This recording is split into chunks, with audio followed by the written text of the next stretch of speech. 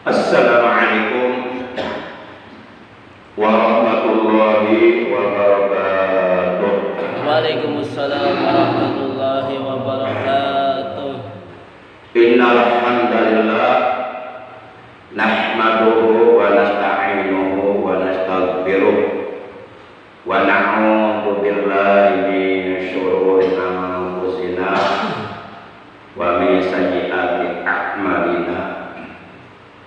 May yahdihillahu fala mudilla lahu wa may yudlilhu fala hadiya lahu. Asyhadu an la ilaha illallah al-malikul quddus salam wa asyhadu anna sayyidana Muhammadan abduhu wa rasuluh al-mab'utsu ila kafatil anam syahadatan tunjina min ajabi jahannam. Allahumma shalli wa sallim wa barik ala hadzal nabiyil karim wa rasulis sanamil azim sayyidina wa habibina wa syafi'ina wa qurrati a'yunina wa maulana Muhammad wa ala alihi wa ashabihi kiram alladzina jahadu fi sabilillah bisayyidil mujahadati bil hikmati wal kalam wa ba'du. Ma'asyiral muslimin, segenap jamaah pengajian rutin malam Selasa ba'da maghrib Musalla Istiqomah RT 06 RW 07 Komplek TNIAD Bumi Cipalis Kasudean yang seluruhnya saya hormati. Rahimahumullah wa hadakumullah wa hafizakumullah. Segala puji hanya milik Allah. Salawat dan salam semoga tetap dilimpahkan selalu atas kekasihnya Allah, manusia yang kelak di hari kiamat akan menjadi sayyidu waladi Adam, yang syafaatnya akan sangat amat dibutuhkan oleh seluruh umat manusia di hari kiamat, yaitu baginda yang mulia tercinta Nabi Agung Nabi besar Muhammad Sallallahu Alaihi Wasallam beserta seluruh keluarga beliau, para sahabat beliau dan seluruh pengikut beliau. Tentunya pengikut beliau yang tetap setia kepada beliau, yang tetap cinta kepada beliau, yang tetap istiqomah menjalankan segala perintah beliau, mengamalkan sunnah-sunnah beliau dan wasiat-wasiat beliau, juga mengamalkan serta mensiarkan sekaligus mengagungkan dan mempertahankan ajaran Islam yang telah dibawa oleh beliau. Semoga kelak di hari kiamat kita semuanya, juga keluarga kita dan saudara kita mendapatkan syafaat ulama dari beliau. Amin ya Allah ya Rabbal alamin. Ma'asyiral muslimin rahimakumullah wa hadakumullah wa hafizakumullah. Alhamdulillah, bersyukur kita kepada Allah masih diberi kesempatan hidup di alam dunia yang bersifat sementara untuk menghambakan diri kita kepada Allah, untuk mengabdi kepada Allah, untuk beribadah kepada Allah.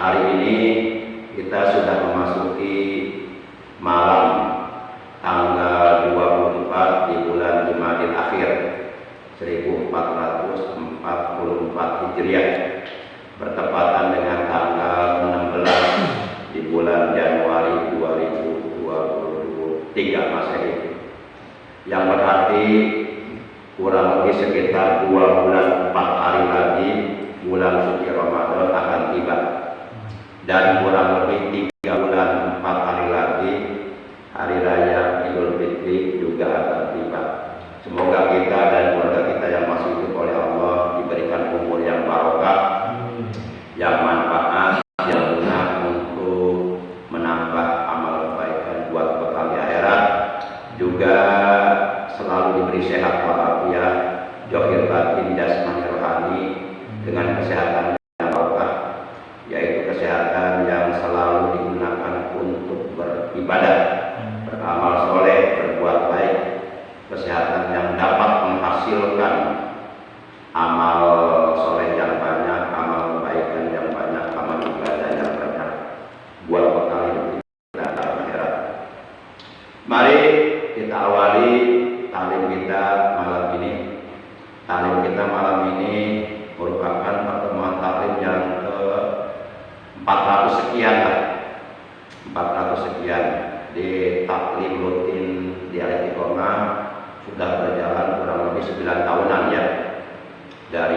awal yang hadirnya hanya cuma 4 orang selama bertahun-tahun. Baik, kita buka dengan membaca umul kitab suratul Fatihah dan dengan pembacaan salawat yang pahalanya kita hadiahkan untuk seluruh ahli kubur keluarga kita yang telah meninggal dunia, terutama untuk kedua orang tua kita, para sesepuh kita, guru-guru kita, paman bibi kita, kakak adik kita, anak cucu kita, dan saudara-saudara kita. Bedel taniyatul Fatihah. A'udzu billahi minasyaitonir rajim. Bismillahirrahmanirrahim. Alhamdulillahirabbil alamin. Arrahmanir rahim. Maliki yaumiddin. Iyyaka na'budu wa iyyaka nasta'in. Ihdinas siratal mustaqim. Siratal ladzina an'amta 'alaihim ghairil maghdubi 'alaihim waladdallin. Rabbighfir lana. Amin.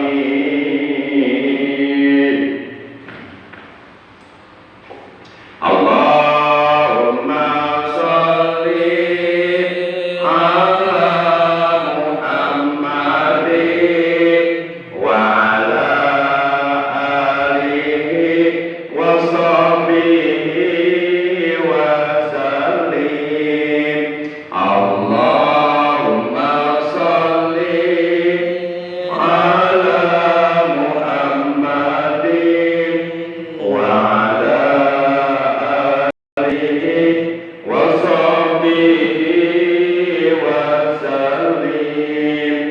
Ila tulil firdausi a'la wa la ala naril jahimi. Fa'abali taubatan waghfir dunubi fa'innaka ghafirun jambil azimi. Eling umat eling kita berjamaah kalah cicing di imam. Eling umat eling kita maca Quran kalah kaweaan. Eling umat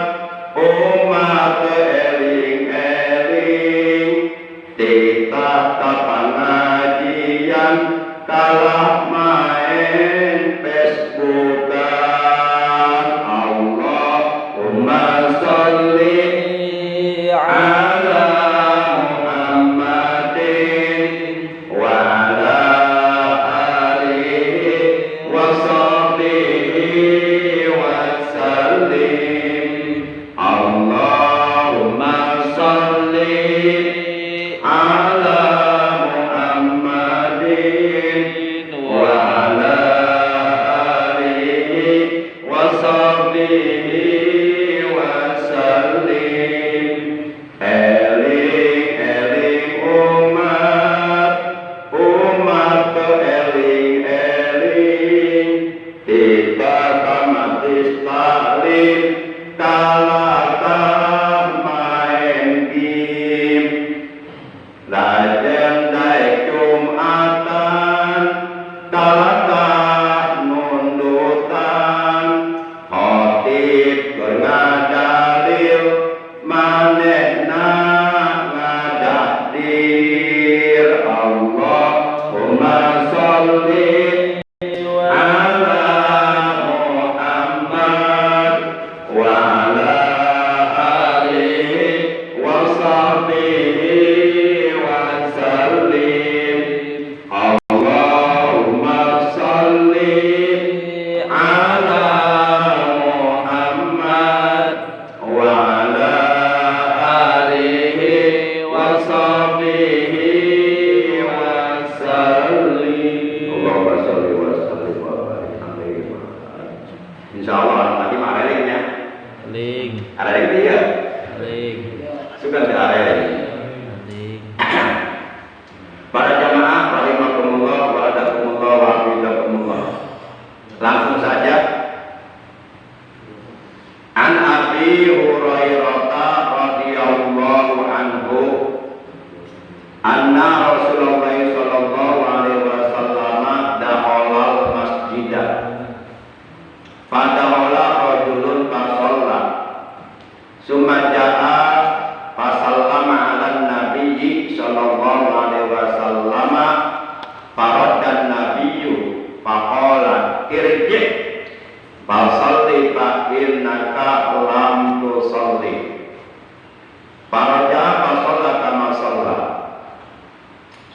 ja'a fasallama ala nabi sallallahu alaihi wasallam faqal irji' fasalli fa innaka lam tusalli faraja'a fasalla kama shalla summa ja'a ala nabi sallallahu summa ja'a fasallama ala nabi sallallahu alaihi wasallam faqal irji' fasalli fa innaka lam tusalli faraja'a fasalla kama shalla salasan faqala walladzi ba'asaka bil haqq ma uhsinu ghayrahu fa'allimni faqala sallallahu alaihi wa alihi wasallam idza kunta ila sholati fakabbir summa qara tayassara minal Qur'an summa hatta tatma'inna raki'an summa hatta ta'tadila qa'iman wa fi riwayatin Ibnu Majah summa hatta tatma'inna qa'iman summa sujud hatta tatma'inna sajidan summa hatta tatma'inna jalisan summa sujud hatta tatma'inna sajidan summa al-dalika bis sholati kulliha hadisun sahihun rawahul Bukhari wa Muslim. Baik, kita artikan an Abi Hurairah radhiyallahu anhu, dari Abu Hurairah radhiyallahu anhu, anna Rasulullah sallallahu alaihi wasallam, bahwasanya bermula Rasulullah sallallahu alaihi wasallam dakhala, itu beliau masuk al masjidah, ke dalam masjid. Padahal maka lalu masuk pula ke dalam masjid tersebut sopok rajulun, seorang laki-laki. Fasalla, maka lalu si laki-laki itu mengerjakan sholat. Summa, kemudian jata, si laki-laki itu datang, maksudnya mendekati Rasulullah, menghampiri Rasulullah setelah selesai mengerjakan sholatnya. Fasalama, dan ia pun mengucapkan salam kepada Rasulullah Shallallahu Alaihi Wasallam. Faradda, maka lalu menjawab atau mengembalikan, menjawab salam maksudnya. Sopo an Nabi Shallallahu Alaihi Wasallam, Nabi Muhammad Shallallahu Alaihi Wasallam menjawab salam si laki-laki itu. Kemudian faqala, maka lalu beliau Rasulullah Shallallahu Alaihi Wasallam bersabda kepada si laki-laki tersebut. Kata beliau, irji', kembali engkau ke tempat engkau semula, ke tempat yang tadi di mana engkau melakukan sholat di tempat itu. Irji', kembalilah engkau. Fasoli, dan ulangi sholatmu. Ulangilah sholatmu. Fa'innaka, karena sesungguhnya bermula engkau lam tusolli, itu belum mengerjakan sholat.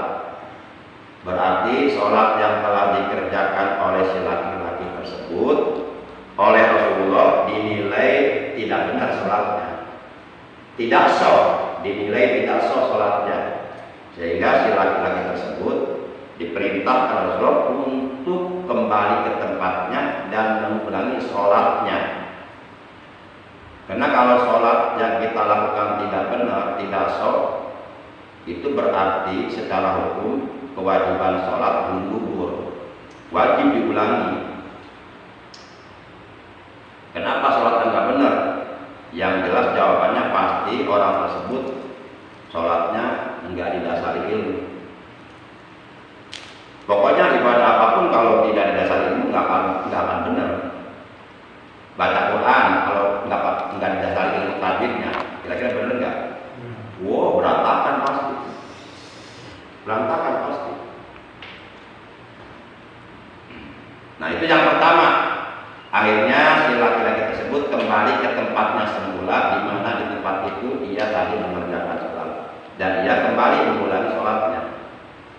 Summa, nah setelah si laki-laki tersebut selesai mengulangi sholatnya, summa kemudian ia datang lagi. Maksudnya ia mendekati lagi, menghampiri lagi kepada Rasulullah. Pas salaman dan ia juga mengucapkan salam lagi. Dan salamnya juga dijawab oleh baginda Rasul. Pakola, lagi-lagi Rasulullah bersabda, irji, kembalilah engkau, pasoli, dan ulangi sholatmu. Pak inna kalam tu sholi, karena sesungguhnya engkau belum mengerjakan sholat. Ini yang keberapa ya? Udah 2 kali tuh disuruh mengulangi sholat. Yang pertama enggak benar, diulangi lagi. Yang kedua masih juga enggak benar. Akhirnya si laki-laki tersebut kembali lagi ke tempat semula di mana ia mengerjakan sholat. Selesai sholat, summa kemudian dia datang lagi, mendekati Rasul lagi, nyamperin Rasulullah lagi. Ya katakan umpama si laki-laki itu sholatnya di situ, Rasul di situ, duduknya gitu, nyamperin lagi di situ. Basalama dan mengucapkan salam lagi. Pakola, lagi-lagi Rasulullah bersabda, irji, kembali lagi. Masya Allah, ini orang nggak bener-bener kan? Irji, kembali lagi kau. Asoli, dan ulangi sholat kau lagi. Pak inna dalam tu sholat, karena sesungguhnya engkau belum sholat. Paroja'a, maka lalu ia pun kembali lagi ke tempatnya pas sholat, dan ia mengerjakan sholat kama sholat sebagaimana ia mengerjakan sholat yang kedua dan ketiganya, sama begitu juga sholatnya. Pakola, maka lalu akhirnya berarti sampai 3 kali disuruh oleh Rasulullah untuk mengulangi sholatnya, karena si laki-laki tersebut sholatnya nggak benar akibat tidak didasari ilmunya, nggak paham ilmunya. Jadi sholatnya asal-asalan. Di bangsa ukur tunggang tonggeng, di bangsa ukur nonggeng mah budak letik bisa tunggang nonggeng mah. Para jamaah yang dimuliakan oleh Allah Subhanahu wa taala. Pakola, maka lalu akhirnya si laki-laki itu berkata kepada Rasulullah sallallahu alaihi wasallam, walladzi ba'atsaka bil haqq, kata si laki-laki itu, demi zat Allah yang telah mengutus Tuhan dengan hak, dengan benar, dan dengan membawa kebenaran, yaitu ajaran Islam. Jadi kalau ada seorang profesor, doktor, kiai, haji mengatakan ajaran Islam juga belum tentu benar, itu namanya profesor goblok. Gua yang ngomong bilangin orangnya, gua gorok nanti. Masa berani-beraninya bilang mengatakan ajaran Islam belum tentu benar, sudah nggak waras otak itu. Para jamaah yang dimuliakan oleh Allah Subhanahu wa taala. Nah, kita lanjutkan. Jadi kata si laki-laki tersebut, waladzi ba'atsaka bil haq, demi zat Allah yang telah mengutusmu ya Rasul, ya Tuhan, bil haq, dengan benar dan dengan membawa kebenaran, yaitu ajaran Islam. Islam ini diturunkan oleh Allah yang maha hak. Allah itu al-haqqu, yang maha benar. Nggak mungkin Allah menurunkan agama yang salah. Kalau kita mengatakan Islam ajarannya belum tentu benar, berarti kita meragukan kebenaran Islam yang diturunkan oleh Allah, itu bisa murtad. Kita wajib meyakini di dalam hati kita bahwa Islam ini agama yang benar. Inna dina indallahil Islam. Wajib itu kita meyakininya, sedikit pun tidak ada boleh keraguan. Makanya kalau ada kiai ngomong ajaran Islam belum tentu benar, itu kiai gelo ya. Tidak kena yang ngomong ya, ambek tak pakai main ya, pasti yang main ya. Para jamaah yang dimuliakan oleh Allah Subhanahu wa taala. Pokoknya main ke sini dia kasar lagi anu ada kalau agama Islam, bencit wae. Nah, enggak ada yang bencit lagi. Para jamaah yang dimuliakan oleh Allah Subhanahu wa taala. Baik, kita lanjutkan. Akhirnya faqala sallallahu alaihi wasallam,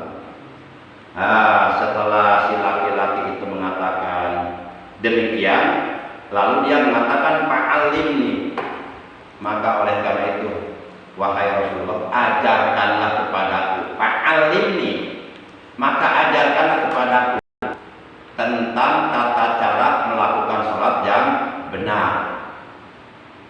Akhirnya si laki-laki itu minta diajarin sholat langsung sama Rasulullah Shallallahu Alaihi Wasallam.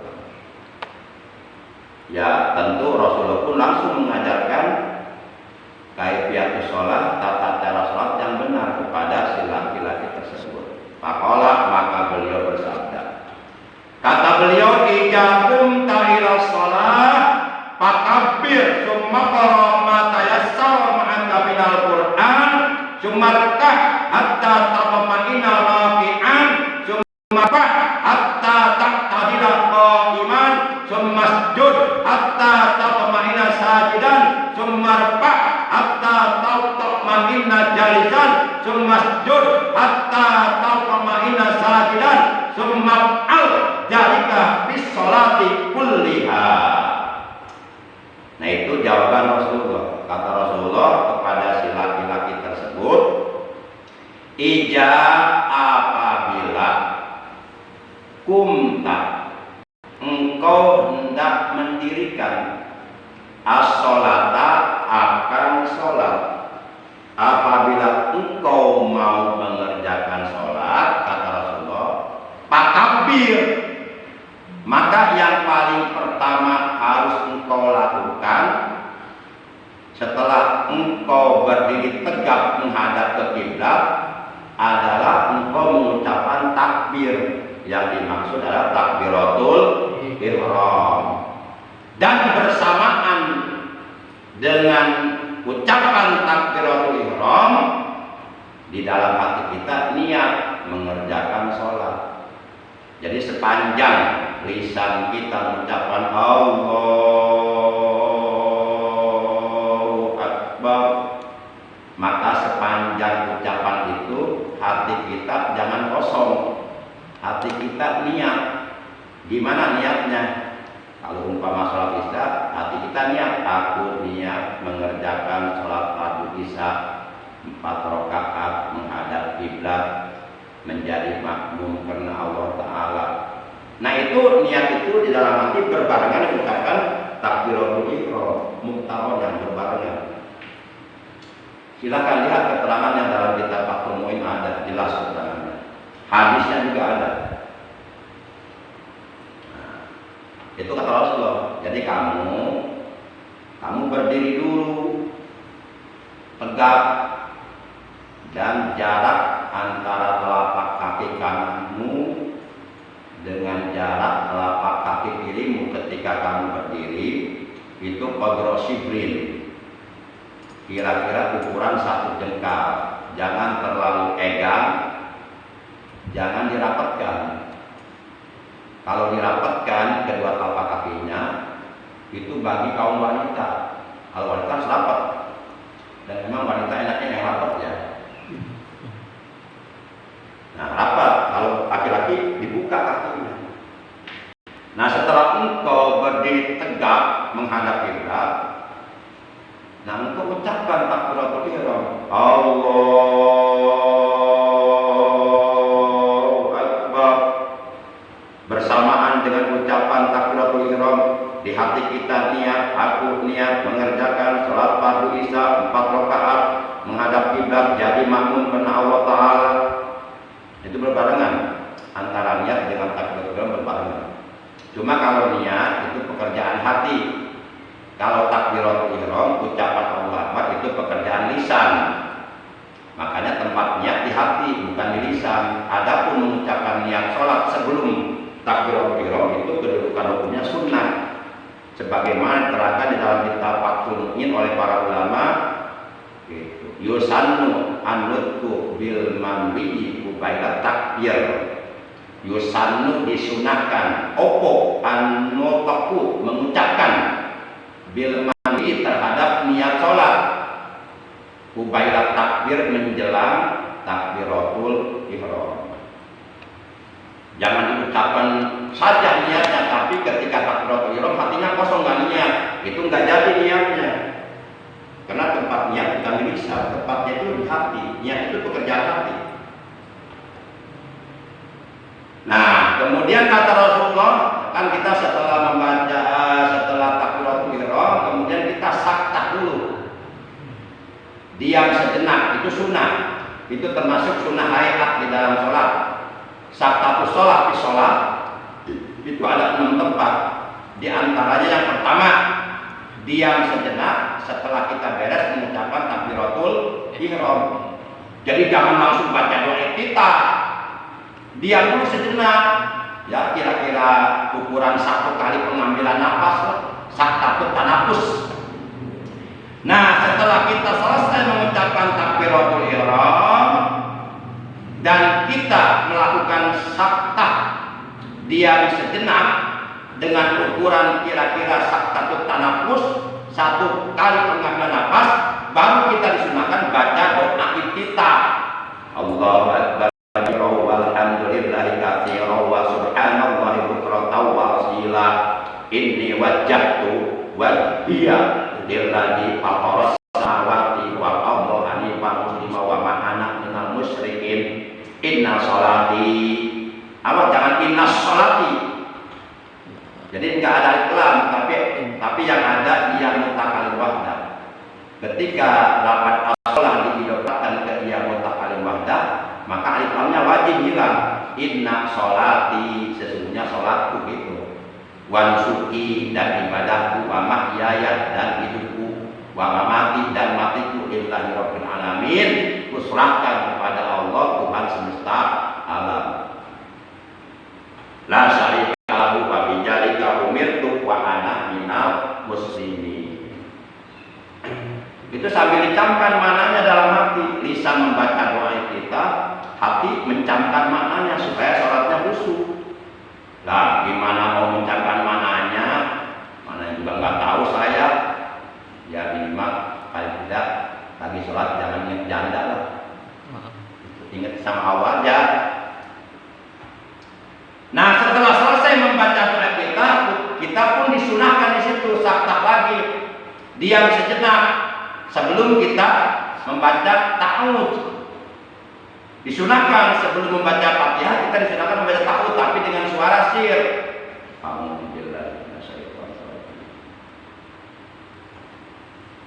Kemudian antara ta'awudz dengan basmalah saktah lagi. Diam sejenak baru Bismillahirrahmanirrahim. Alhamdulillahi rabbil alamin. Ar-Rahmanir-Rahim. Maliki yaumiddin. Dan seterusnya sampai akhir ayat. Begitu waladdallin. Itu para makmum disunahkannya jangan langsung menjawab dengan amin. Dan disunahkan amin yang diucapkan oleh para makmum disunahkan berbarengan dengan amin yang diucapkan oleh imam. Apabila imam dan makmum mengucapkan takmin, mengucapkan amin berbarengan, maka berarti amin yang mereka ucapkan itu berbarengan dengan amin yang diucapkan oleh para malaikat. Makanya begitu waladdallin. Nah, disunahkannya imam saktah dulu, diam sejenak. Setelah diam sejenak baru disunahkan baca Rabbighfir lana. Nah, ketika imam sudah selesai mengucapkan Rabbighfir lana, baru makmum dan imam bareng ucapin amin. Nah, ini yang disunahkan seperti ini, tapi ini jarang dipraktekkan. Kadang-kadang imam belum selesai waladdallin, kita udah main amin saja, nggak sabaran banget. Ya akhirnya imam nggak ada kesempatan untuk melakukan saktah dan untuk melakukan Rabbighfir li, membaca Rabbighfir li. Ya udah deh, itu sunnah hayat itu. Kan di dalam sholat itu ada sunnah af'al, ada sunnah hayat, ada sunnah fi'liyah, qauliyah. Nah, kalau seluruh kesunahan kita lakukan dalam sholat itu akan menyempurnakan sholat kita. Sholat kita jadi sempurna. Kalau kesunahannya ditinggalkan semua, ya ibarat makan, kita cuma makan nasi doang, nggak ada hal lainnya, nggak sempurna makan. Para jamaah yang dimuliakan oleh Allah Subhanahu wa Ta'ala. Nah, baru kita disunahkan baca surah Al-Quran selain Al-Fatihah yang kita hafal. Jadi kata Nabi, summa qara ma tayassara ma'aka minal Quran. Setelah engkau selesai mengucapkan takbiratul ihram dan seterusnya, summa qara, kemudian bacalah olehmu ma tayassara ma'aka minal Quran. Gitu. Surat yang mudah, yang sekiranya kamu bisa membacanya dari surah-surah Al-Quran. Jadi surah yang kita hafal aja, jangan action membaca surah yang jarang dibaca orang dan kitanya belum baca, hanya mogok di tengah jalan. Gitu. Udah biasa aja, kecuali kalau kita udah hafal Al-Qurannya, udah lancar. Gak masalah mau baca satu juz. Para jamaah yang dimuliakan oleh Allah. Selanjutnya kata Nabi, sumarkah, kemudian rukulah engkau hatta tatma'inna rabi'an, sampai engkau benar-benar tumanina di dalam rukumu. Jadi setelah engkau selesai membaca surah setelah Al-Fatihah dan engkau lakukan dulu sakta sebelum ruku, nah kemudian engkau ruku, Allahu Akbar. Dan di dalam ruku kita disunahkan membaca tasbih minimal 1 kali, maksimal 11 kali. Ukuran adnal kamal, rendah tapi mencapai kesempurnaan, 3 kali. Dan ini yang dipakai. Baca tasbih di dalam ruku, subhana rabbiyal azim wa bihamdi, 3 kali. Sambil dicamkan mananya, Maha Suci Tuhanku yang Maha Agung, segala puji baginya. Dicamkan mananya supaya sholatnya khusyuk. Jangan bisa membaca tasbih tapi pikiran kemana-mana. Nah, itu ciri sholatnya belum khusyuk.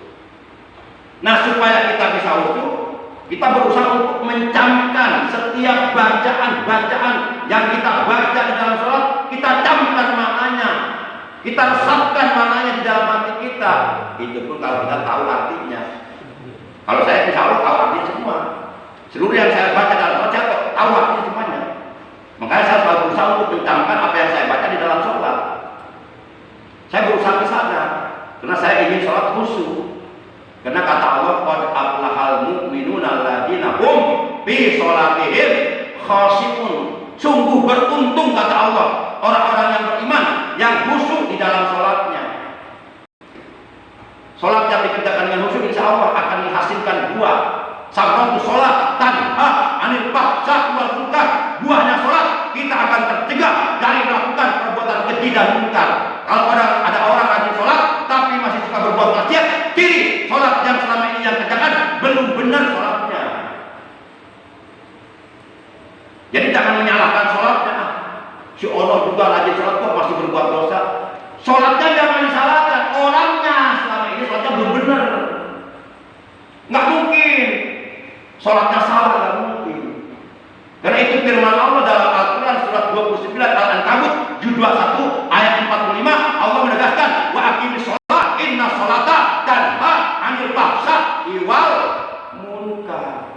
Dan dirikan sholat olehmu, kata Allah, dengan benar, dengan khusyuk, dengan ikhlas, dengan ilmunya, karena sesungguhnya sholat dapat mencegah dari perbuatan keji dan munkar apabila kita melakukan sholatnya benar.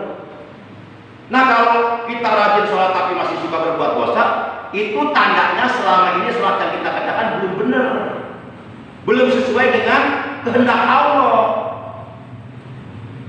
Nah, begitu. Jadi jangan salahkan sholatnya, jangan salahkan Allah bohong, jangan. Introspeksi diri. Sholat yang kita kerjakan sudah sejauh mana di dasar ilmunya? Begitu. Kira-kira saya ngomong gini jelas nggak? Jelas banget. Enggak, kalau penasaran, ayo oke debat dengan saya. Saya suka debat, saya orangnya. Ayo mau apa sama saya? Para jamaah yang dimuliakan oleh Allah Subhanahu wa taala. Baik.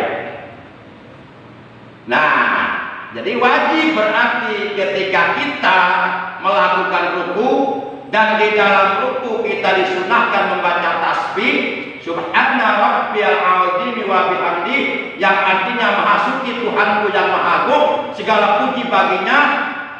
Bacaan tasbih minimal dibaca 1 kali boleh, maksimal dibaca 11 kali boleh, dan ukuran adnal kamal dibaca 3 kali sebagaimana dilakukan oleh Rasulullah dan para sahabatnya.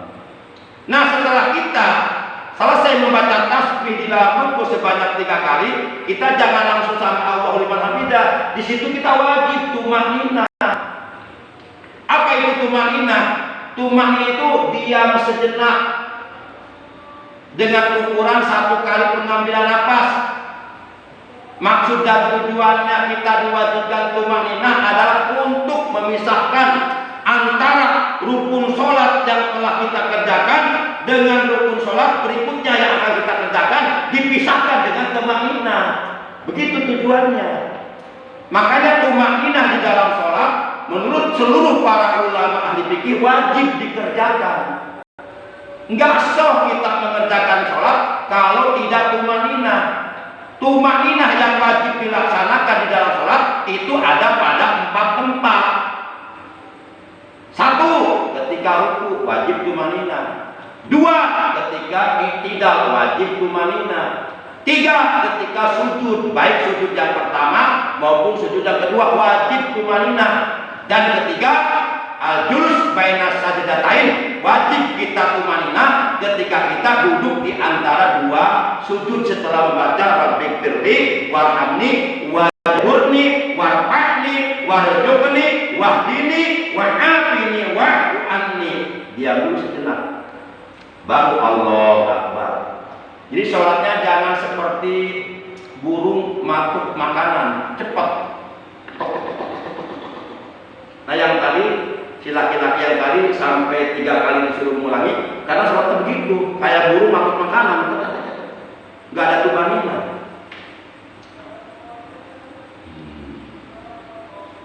Kita dilarang melakukan sholat menyerupai 3 macam binatang. 1. Menyerupai anjing depak ketika sujud. 2. Menyerupai burung mematuk makanan. Sholatnya cepat, rukunya cepat, i'tidalnya cepat, sujudnya cepat, nggak ada tumaninah, sehingga sholatnya nggak ada hasilnya. 3. Menyerupai ontak bangun. Ontak kalau bangun dia mendahulukan pantat dan punggungnya, membelakangkan kepalanya. Nah, kalau kita bangun dari sujud seperti itu berarti kita melakukan sholat menyerupai ontak bangun dari duduknya. Nah, itu nggak boleh. Itu ada keterangannya para jamaah yang dimuliakan oleh Allah. Gak bisa ya? Iya. Ini masih panjang pembahasan. Tapi udah anggap. Begitulah ilmu agama gak akan habis-habis. Nah, kalau ilmu agama habis, saya ngajar di Alif aja udah di 13 tahun mungkin udah gak bisa tahan kali ya. Tapi selalu ada bahan. Dan materi yang saya sampaikan kadang-kadang selalu berbeda sama semua. Walaupun umpama 1 malam saya ngisi 3 tempat, itu beda-beda materinya, nggak itu lagi. Jadi kalau kita mau mencari ilmu agama itu nggak akan habis-habis. Makanya perintahnya utlubul ilma minal mahdi ilal lahdi. Carilah ilmu dari semenjak engkau lahir berada dalam badan sampai kamu mati, masuk ke yang kubur. Nggak akan habis. Ilmu Allah itu kuat, diibaratkan seperti ya seluruh air lautan digabung menjadi satu, dia diganti tinta. Seluruh batang pohon-pohonan di alam dunia dijadikan pena untuk menulis ilmu Allah. Baru sedikit ilmu Allah yang tertulis masih banyak. Itu seluruh air lautan yang dijadikan tinta udah keburu habis. Semakin bertambah ilmu pengetahuan agama pada diri kita, maka akan semakin terang kekurangan diri kita. Oh, ternyata banyak ilmu agama yang belum saya ketahui. Akan semakin terasa kebodohan kita. Akhirnya dia terus semangat mencari ilmu untuk memperbaiki dan menyempurnakan ibadah. Para jamaah, ini belum selesai, tapi oleh karena sudah masuk waktu Isya, ya kita cukup aja deh. Ya, insya Allah. Mudah-mudahan apa yang kita bahas dalam kali yang mulia ini bisa bisa dipahami, bisa dimengerti, bisa diamalkan, ya dijadikan oleh Allah ilmu yang barokah, ilmu yang manfaat, ilmu yang berguna, ilmu yang dapat menyempurnakan ibadah kita kepada Allah. Karena tentu kita ingin melakukan ibadah kepada Allah dengan sempurna. Sebab di akhirat Allah akan menerima ibadah yang dilakukan dengan sempurna. Sempurna atau tidak ibadah yang kita lakukan sangat tergantung kepada ilmunya. Maka disinilah pentingnya peranan ilmu dalam ibadah. Terus semangat mencari ilmu, jangan bosan, jangan jenuh, jangan berkecil hati. Kalau kita enggak tahu tentang sesuatu hukum, tanyakan kepada hatinya. Jangan sampai salah nanya, nanti jawabannya sesat. Kata Allah dalam Al-Quran, "Fas'alu ahla dzikri in kuntum la ta'lamun." Maka hendaklah kamu bertanya kepada ahla dzikri. Yang dimaksud ahla dzikri menurut sebagian para ulama adalah para ulama. Tanyakan ilmu agama kepada ulama. In kuntum la ta'lamun, kata Allah, jika kamu belum mengetahuinya. Jangan nanya ilmu agama sama orang nggak paham agama, wah bahaya itu. Nanti jawabannya sesat itu. Baik, mari kita tutup tali kita pada malam ini dengan ucapan hamdalah. Alhamdulillahirabbil alamin. Subhanakallahumma wa bihamdika asyhadu an la ilaha illa anta wahdaka la syarika laka astaghfiruka wa atubu ilaik.